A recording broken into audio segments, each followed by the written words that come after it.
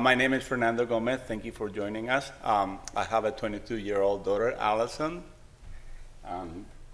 This session is dedicated to her.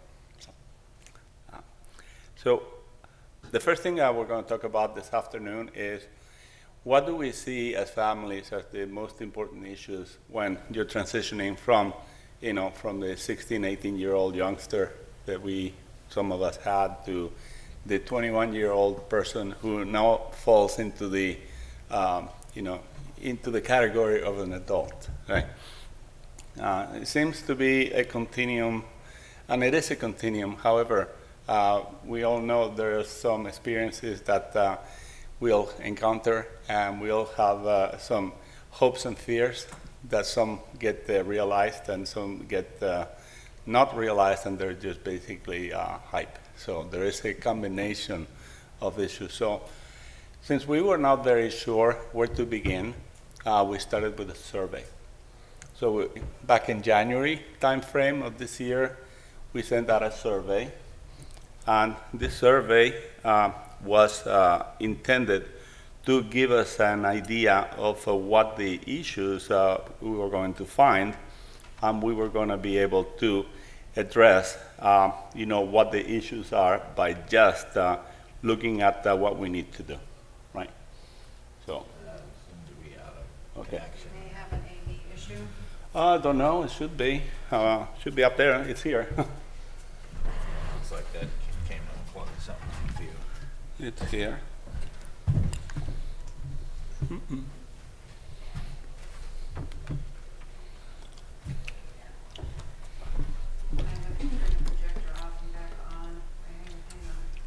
Okay. All right. We found it. So there are things that we ask, right? Obviously, there's a lot of questions that you can ask about transition. For example, what type of transition plan you had to, did you follow a transition plan? Who told you that you needed the transition plan in the first place? What's that? What's a transition plan, right? What are the things that appear the most critical before your child transition to adulthood? And you would think, well, critical is obviously healthcare because there's healthcare issues. Occupational issues are also a big deal. And we did find that some of these things are not necessarily the same when you're a parent that has a child that has no transition versus when you have a child that has gone, from 21 and over.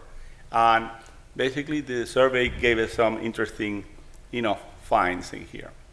So the question is in here is what is the the issue that we found? And these slides are not showing the graphs. So I do not know how that is the case, but I can change that quickly. Well, using my slides. all right. You want to do that? I might have to. I have a thumb drive here too, Fernando. So. Okay. Let me see if I can. Okay. No, this is not going to show in here. But if I do this, it There will. You go. Beautiful. Okay. Problem solving. That's what transition's all about. Okay. Well, so imagine that that's a full pie, right? So considering that that's a full pie, the question is, the first question that was asked, even though it's not listed in there, is who told you about the need for a transition plan, right? So what you're seeing here is, who is the person or the functional role of that person that told you who needed, who told you that you needed it or your child needed a transition plan. So number one is educators. So about 29% of all the people that could have told you, well, there were educators, school teachers or administrators, right? Case manager. Many of our children, if not all of them, they have an IEP while they're in school. So the IEP case manager would be looking at the IEP document and say, well, when your child is about 16 years old, you need to have a vision for what your child is going to do when he turns over 21. When the school system does no longer pay for their education, what are you going to do? And that should be reflected in there. However, a very small percentage of those people were case managers. So even case managers who manage IEPs don't really communicate that to you. So that's that's an issue that was revealed. None of the above. That means that none of those people listed there were in a functional role where they could tell you need a transition plan. It could have been a family member. It could have been somebody that you know from some relationship, right? The point is, only fellow parents would tell another person. 12% of the cases, that a transition plan is needed, right? Or a primary care physician. You go to the doctor. Well, your son, your daughter is an adolescent. They're going to become adults. You need to find an adult, an adult practitioner, right? So, we're a pediatric, service here, and we do not do, adult, right? And sometimes that's heartbreaking because you get to know that physician and they know your child better than any other medical professional. So it's kind of heartless for them to say, you're no longer accepted in the practice. You have to move to an adult practitioner, right? And then there's also, the pediatric neurologist. Same reason. And now, when you have a pediatric neurologist, and when your child is before they turn 18, that's because they probably develop seizures, right? So again, the same idea. You have to go into into an adult practitioner. And lawyers, well, sometimes it is also the case. It is something that we're going to visit a little bit later. So Paul is going to talk about the legal aspects of becoming an adult and how important that is, for a family to be able to have someone who is able to advocate for your child who is now becoming an adult, who is legally an individual before the law, and you have to have someone who is able to advocate and make decisions for you. And finally, therapists. Therapists that help your child with physical, occupational, speech therapy, and so on. They will obviously realize that the abilities of this individual are never going to be up to the standards of what you would call a normal person, right? And eventually you're going to have a transition to adulthood in place that will also pick up on some of those things. Okay. So now I'm just going to go roughly to the next slide. So the second question, which is, what were the answers to the survey when it comes to the most challenging aspects of transition before the transition take place? So, the survey basically is asking the question. There is a number of categories, that we list in there. There's 10 categories, and parents that responded to the survey basically answer the question of which are the top 3 most challenging aspects, that you see or that you envision before your child goes to transition. So the first 3 issues were kind of legal related. So number 1, Social Security and SSI. Obviously, this becomes an issue when your child turns 18 years old and they need to have a source of income or a source of living expenses. And that's one of the things that needs to be considered, and all the legal aspects surrounding that, right? Number 2, guardianship and power of attorney. Having an individual who is capable, yeah? Can I pause for 1 second? So we're running super late downstairs, and so there's some people that are going to be coming up. Oh. Don't have to rush. We have this room till 7, and the receptionist is going to stop till 5:30. Okay. So if you want to, you can keep going. Okay. And hit pause, but she's just finishing up downstairs. So just Okay. want to let you know, but you can keep going. So you want me to go, and then... No, go slow, go slow. Oh, go slow. You can keep going, because it's also being recorded, but I just want to let you know. Okay, well, this is going to be an interesting recording. So. Okay. Heavily edited, I hope. Okay, so yes. So continuing with this list of questions. So I'm going to go a little bit slower now. And, well, I'm not going to make it obvious. Okay. All right, so the number 3 issue that obviously comes up is, well, healthcare providers, right? I had a network of medical support prior to 18 years old. Now I need a new network of medical support for after 18.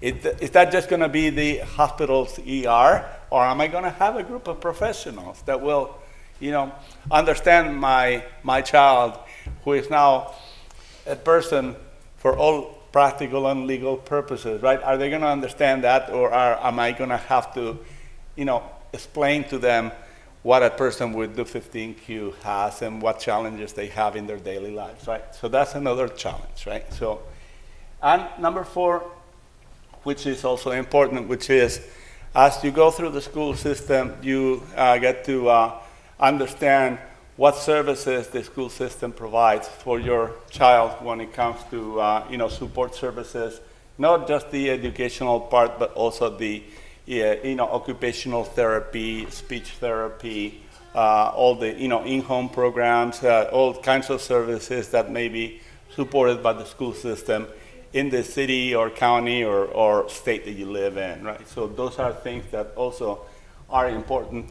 But we can't talk about in general, because each state is different, each country is different. In New Jersey, each township is different. There's 610 of them, and they're all different, right? Tony can attest to that. So these are the questions that when you ask a parent of a child with that is less than 18 years old, will say, well, these are the most important things. I would say that the field of participation on the survey was about 40 people. So the results may not be super statistically significant. However, there is obviously, most popular answers are these top 4 here. So that means that they seem to be a common concern in everybody's mind. So this is the result of the survey, and this is precisely what our session is about.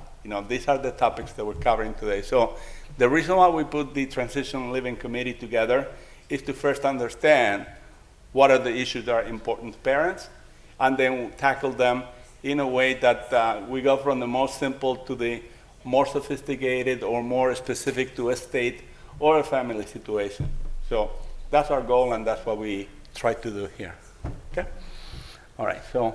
Thank you, Fernando. That's it? No, we still have another one. Post-transition. Yeah, that's the yeah. So this question number 3, post-transition. Okay, so in the post-transition, now we're going to compare with the pre-transition, right? So what are the questions that come to parents like here, the Karches, right, like yourself, and these are the questions that you already have identified as the most critical issues, right? So guess what? Now that my child is an adult and they're on their own, they are, I guess, empowered to obtain services through the state or through federal, funding.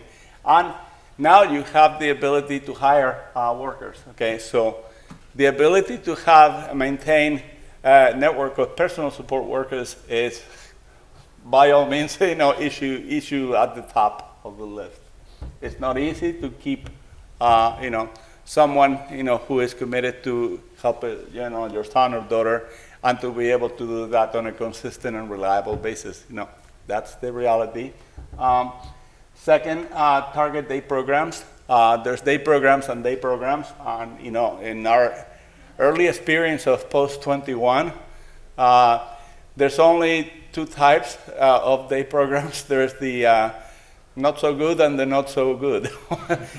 What I mean is that there's just no way to, be in a position to put together a program that draws on everybody's ability to participate in it, because each person is different. That's a reality. So that the services tend to provide in the day program category tend to be like a common denominator, something that is the minimum,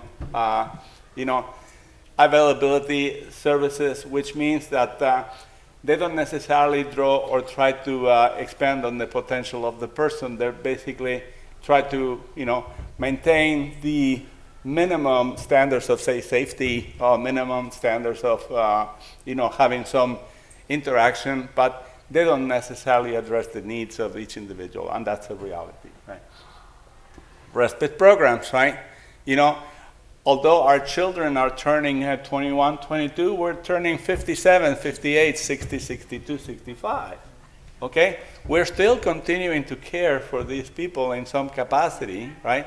And we still, need to be healthy enough to have also a structural support to help us, continue to be the caregivers that we want to be.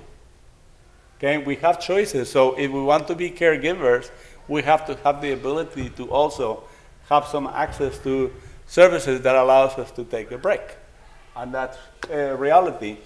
When you have younger families, you may be able to do that, but I can only speak for myself. We're in the generation where our child has turned over 21 years old, and our in-laws are now in the 80s, right? So we have now, two sets of people to care for, so to speak, which means that we're now in a situation where respite is not just something nice to have, but it's a must tool for survival, in a sense. So. And finally, even though it's just as important as the other three, appropriate adult healthcare providers is really very, very top in the list. Again, it was an issue before children transition to adults. It's still an issue when the adults now have to fend for themselves, and you still need an advocate with them to be able to get the best health care possible. So that is really, in a nutshell, what the survey has. And the only thing I have in here is a link to the survey, which you can take a look at. So if you want to fill the survey, feel free to do so. We continue to gather data because the survey is still open. So the more data we have in there, the better understanding we have. So the more things we can work as a committee and, bring it out to you either in webinars or, what a better opportunity than this at the family conference. So with that, I'll leave it to Ann. Thank you so much.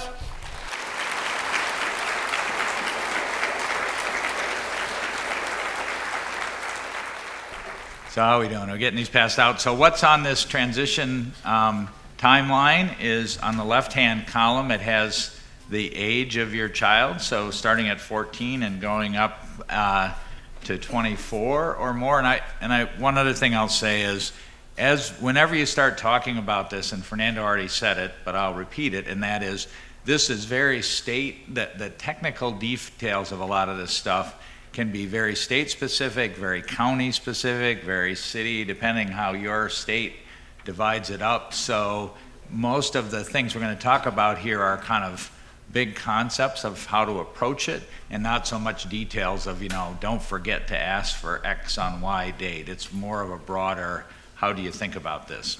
So we're going to talk more about the first one at age 14, where your child's IEP in school should include a transition plan. So you should start thinking about transition and what can the school do for you, and we're going to talk about that more later. I would say at that point you could start paying attention to what adult programs are. Just kind of keep your eyes open, and if you're in other parent groups or community groups and people talk about them, sort of go, oh, that's okay, who's that and who are they and what do they do? I have for age 16, find guides to the tactics you'll need for transition. And this is actually one of, I would say, our main learnings, and that is, in the IEP process, you may have found that convoluted, but it's relatively straightforward compared to how the adult programs can work. And if you walk in and just read the guide, like there'll be something for your state's adult program that says, here, read this pamphlet, and you'll know everything you need to know. And our experience is, well, you'll know some of what you need to know. It's good to know how the program's supposed to work, but like many things in life, it's also important to know how it really works, not just how it's supposed to work. And so by how it really works, I mean the kinds of things you need to do, the people you need to talk to, what your choices are, how you can get your choices. Those often, there's very specific tactics that work for that, and the best way to find it out is to talk to people whose kids are in their 20s and have been going through it and have had some successes and failures. So that's what I mean by guides. And I'll just give, I'm going to get to that later. So then I have also at age 16, start thinking about what areas of support you will need. And on this piece of paper, they're very handily highlighted in blue down towards the bottom of the chart on the right-hand side. So there's nothing dramatic here, but you just to make sure you're thinking of it all. Personal support, personal care support, and personal support depending on how much your child needs for all sorts of things. Housing and food, health care, vocational or day activities, transportation. That's the more complicated and often a good program for somebody is fairly complicated, going different places, doing different things, but then transportation becomes a big issue. Recreation and hobbies, don't, leave that out. Community, faith, if that's important to you or your child, friends, and then family, the siblings and extended family. How are they going to fit into this? And so those are kind of the topics that you can start thinking about, but again, at 16, you're still just kind of thinking about it and trying to figure out who will I talk to, who can help me work through this. Then the next step is guardianship, and we're going to talk a little bit about that, but that's something that you want to think about when your child is 17, because you want to do it ahead of time. You want to have it either happen immediately when they turn 18, a little bit before, if you can imagine that, and when we get to the guardianship part, we'll talk about that. So 18, we have apply for SSI. So your child is actually eligible for that practically from birth in the case of our kids, because if you're permanently severely disabled, you're eligible for it. The problem is when the child is under 18, your income counts against it. And so often, child may be eligible, but they don't get anything because your income gets subtracted and reduced it, not down to zero, not always. Sometimes your child can get some. As soon as they turn 18, though, if they don't have separate money of their own, your income doesn't count against it anymore, and they can start to get some SSI. So that's kind of, you want to start thinking about that when you're 17 and learn the process for applying for it. I have on here Medicaid waiver. That may be mercifully an obscure concept to most of you, but when your child becomes an adult services are often referred to as Medicaid waiver services, and that's because that's kind of how the money flows from the feds, and we won't worry about what the waiver part means. Just know that Medicaid waiver is usually where states get their money, and counties and cities and whoever's doing it, to provide support for adults with severe disabilities. So and sometimes you need to apply for that when your child turns 18. So when they're 17, you got to start figuring out about how to do it. Now, your child will most often still be in school for a couple more years after that. Most states, people with severe disabilities stay in school until they're 20 or 21. A dramatic moment in our lives was when Rachel was having her high school IEP, and she was a little bit young going into high school, and the guy that was in charge of the district special eds just shook his head and said, Rachel's going to be at East High School for 8 years, And so everybody was like, oh my God, 8 years. But anyhow, it was, so the school will cover it, but sometimes and this is something you got to figure out for your area, you want to apply for the Medicaid waiver services when he or she turns 18, even though not much will happen for a while, because most of the stuff will still be under the school. And Wisconsin just changed this. It used to be that you didn't have to apply until your child turned 20. You couldn't. You could only apply when your child turned 21, and they just moved that down to 18. So you got to figure out if it's 18 or 21, but you want to do it. And so then I get to 18 or so, and this is now when you're applying for the actual support. And so I mean or so, because maybe it doesn't, if your child's still in school, maybe it doesn't kick in until 20 or 21 where it really starts to matter, but it may be you need to start thinking about it when you're 18. And this is where I would say, it says in the right-hand side there, use the application tactics learned from parents with experience. And the most dramatic example I can give of that is with IEPs, we learned, and I think we were fairly successful at it, that if you wanted to get kind of good results in the services Rachel got in school, it helped to talk her up. Oh, she can do this, she can do that, she's improving. And so we tended to really focus on a very positive picture of Rachel in the IEP to successfully achieve the result we wanted. But with the adult programs, at least in Wisconsin, it's the opposite. You want to make Rachel look really bad. And so without saying that, I'm a lawyer, so everybody says, well, yeah, you're used to lying, so you should be okay. But I like to think I'm not. I'm an honest guy, but you can swing it one way or the other. And the way we like to think about it is, in the IEP, you're sort of describing Rachel on her best day. In the functional assessment, which is what they call it in Wisconsin, but there's a similar process in other states, you want to describe Rachel on her worst day. Because does Rachel need help eating, physically moving food from the plate to her mouth? Well, on her best day, she can kind of do it by herself. But there's a lot of worse days where she doesn't do it by herself. And so it doesn't do us much good if the support program only provides for her best day, and then on her worst days she doesn't eat, right? I mean, it's not quite how it works, but it really is important to talk to other parents and say, how did you do it? What do you think is the right approach here?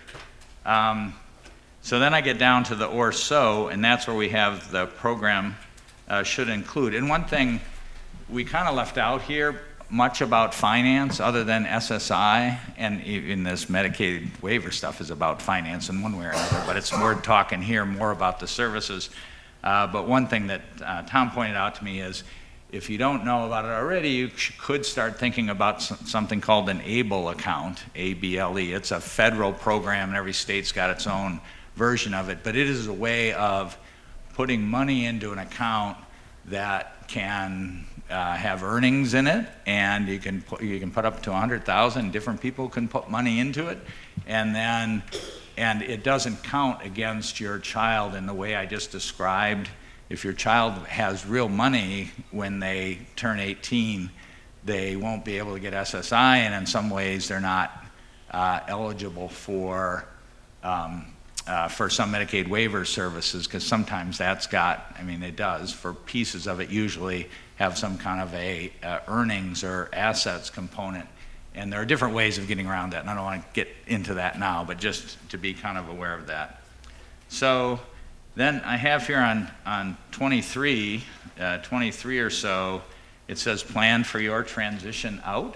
And hopefully your transition out is not only when it's to your ultimate reward, but that you have some prior step where you're not completely responsible anymore, and start thinking about how that works and how it might work and who else is going to be involved. And so this is I'm sure most of you have already figured this out, this is a huge problem. We have lots of parents with children with disabilities, that the child with a disability has never lived anywhere else, and now the parent is either incapacitated or dies at 85, and the kid who's 60 has never lived anywhere else. And that's a huge problem that you want to avoid. It doesn't always turn out badly, but it's often very rough. And so the idea is you want to have, at this point, and maybe some of you have done this already. I found it kind of hard to think about when I was only 50. Now that I'm 60, it's not so hard to think about, what's going to happen next. And so that's that. And then the last comment on here is stay flexible and informed, because these things are likely to change. And in some places, where we live in Dane County, Wisconsin happens to be one, there was kind of a golden age about 25 years where services for adults with severe disabilities were really pretty good, and the parents didn't have to do that much fighting for them. It just kind of came. It was a great system. Well, that day is over now. We missed it by a few years. And I don't think it's coming again. So you really have to, it's not a, set it up and forget about it. It's going to be a continuous, how is the system changing? What do I need to do next? And just add that to your list of things to do, which is probably already very long, but I think it is helpful to know that that's coming.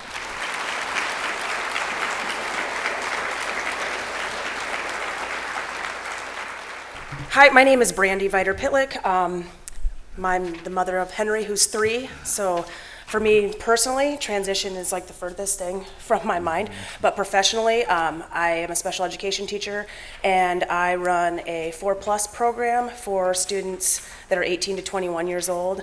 And it's life skills, work skills, based. And so as far as transition goes, that is all I do professionally. That's all I focus on. Tomorrow morning, if any of you are early risers, I will be going a lot more into depth on this topic at 7:15. So it's real early, but what I wanted to do is just do a little bit of an overview about what a transition IEP is and kind of what legally a school has to provide during that transition piece as far as the IEP is concerned. I'm assuming that most people know what an IEP is. Yeah, and our children are probably on them. Yeah, been through that, some of us more times than we'd like to think. So basically, the federal law requires that transition planning must begin no later than the year the child turns 16.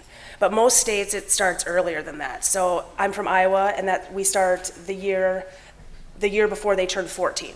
So that's that 7th grade-ish time.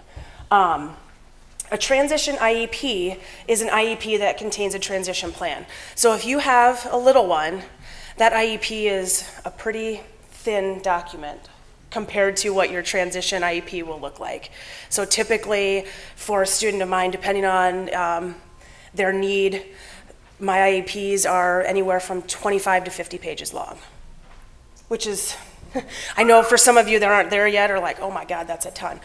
But in order to address all of the different parts of that transition plan and to address everything that is gonna happen and everything that you want to happen and all those post-secondary outcomes, you really have to go into some great detail. And so those documents get extremely, extremely lengthy. A transition plan is a section of the IEP that outlines goals and services to support the student in meeting their post-secondary expectations. So that whole section, that whole transition section, is all about how do we get the services and the supports and the activities to meet the plan for post-secondary life, essentially. The focus kind of at this point starts to shift. It doesn't fully shift, but it starts to shift a little bit from like the academics and graduation requirements to more about what is, I'll use Henry, what is Henry going to do when he's done with school? Okay, so we've been working, on the reading and the writing and the math and the social skills and the behaviors and all these other things, and now we're thinking, okay, how do we get Henry to have the skills that he needs to live or do whatever he's going to do after high school? Your transition plan must contain services and activities that link to the student's goals and that coincide with the student's strengths, interests, and preferences.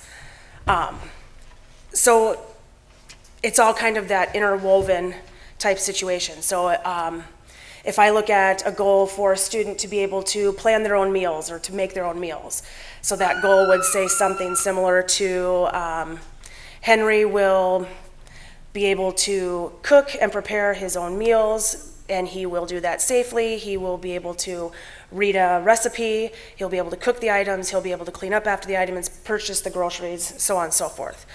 So then we're going to provide services and activities. We're going to take Henry to the grocery store. We're going to let him or help him to learn how to cook. We're going to have activities where he learns to read a recipe. We're going to teach him how to do dishes. So those are going to be some of the services and activities that we do. We're going to maybe connect with like a voc rehab, which might come in and do some work in the home to help reinforce that skill building at home. So all those pieces have to go back to the goal. And they also have to coincide with the student's strengths, with their interests, and with their preferences.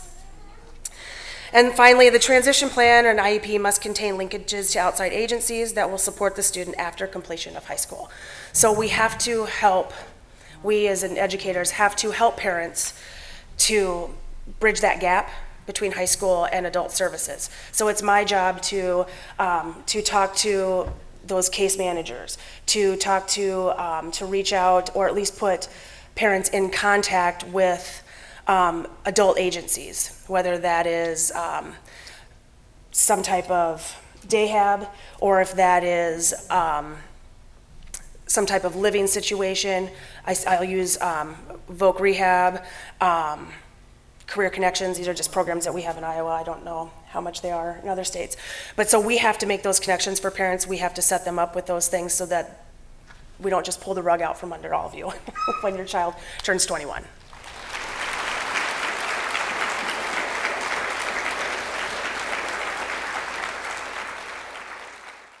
So, as Ann is handing this out, one of the facets of being an older parent of a child with a disability that you all may recognize as we started talking about this program and talking to each other, and I said, well, I think we would want to talk about this, this, and this.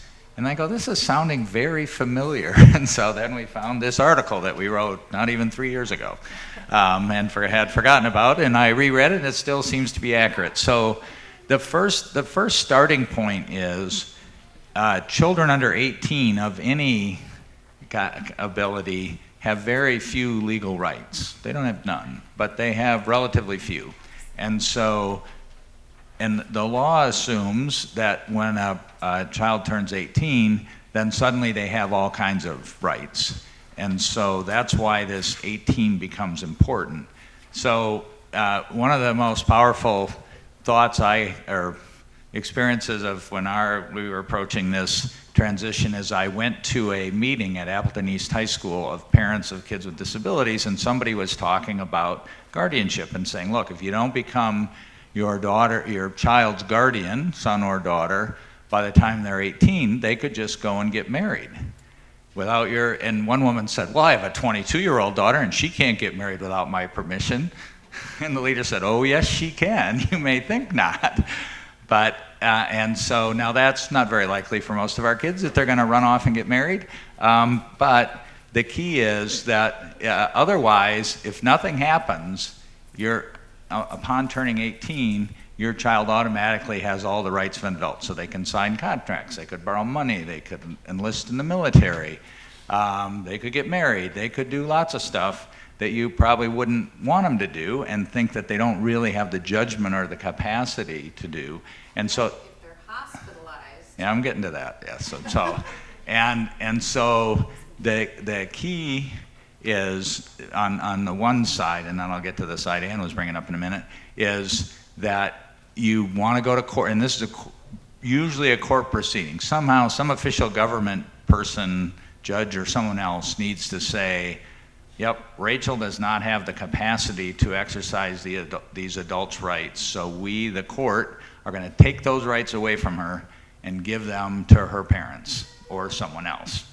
And so that's what the guardianship proceeding is. And there's usually a process in which the court or government, whoever's doing it's usually a court, but some other government agency tries to be fair about it and says to the child, gee, is this okay with you? And tries to determine, does the child really not have the capacity? And there's often another lawyer involved, and at least this is how it works in Wisconsin and many other places, a guardian ad litem whose job is to look out for Rachel's interests to make sure that these rights are not being taken away from her unfairly. Now, with our children, especially those that are pretty have a lot of developmental challenges or cognitive processing challenges, this is not a very hard job for the judge. But for higher functioning people, because it's not all or nothing, a court can say, well, this person really can't sign contracts or borrow money, but get married maybe, or vote, or, I mean, you can divide it up. It's not all or nothing. So that's kind of the rights side of it. The other challenge is once your child turns 18, in many contexts, you're not entitled to any information about him or her, or to make any decisions for him or her, like as Ann was saying, when you're in the hospital. You go to the hospital and they say, all right, should we put an IV in Rachel so we can sew her up or whatever it is? And technically, they have to get that permission from her. And if she can't do it, then a guardian or someone who has a healthcare power of attorney. Now, as a practical matter, since Rachel, although she's about to turn 33, looks about 16, people almost never ask us. But randomly, we'll be trying to do some sort of healthcare thing. It can be filing, and it can be hassling the insurance company over a claim. It can be trying to make an appointment, and they'll go, oh, well, who are you? And I say, I'm her dad. And they go, well, that's great, but who cares? She's more than 18, and I say, I'm also her guardian. And occasionally they'll kind of blow that off too. But if you stick to it and say, you want the guardianship papers, you want a copy of it, then they'll do it. So that's, and those of you who have other children might know, it happens when they go to college, right? They go to college, they get sick, they're in all kinds of trouble. No one calls you, right? Because they're not supposed to, unless you have set some kind of arrangement up. And so that's the place actually where it comes up the most often, where you got to pull out the guardianship papers, is in a healthcare setting when somebody, and again, in my experience, it's kind of random. They usually don't ask. Every now and then they go, oh, where's your guardianship papers? So that's why, that's another very important reason to get it, because they could be 18 years in one day, and if you ran into somebody who was a stickler about it, you know, she gets to make her own healthcare decisions, so.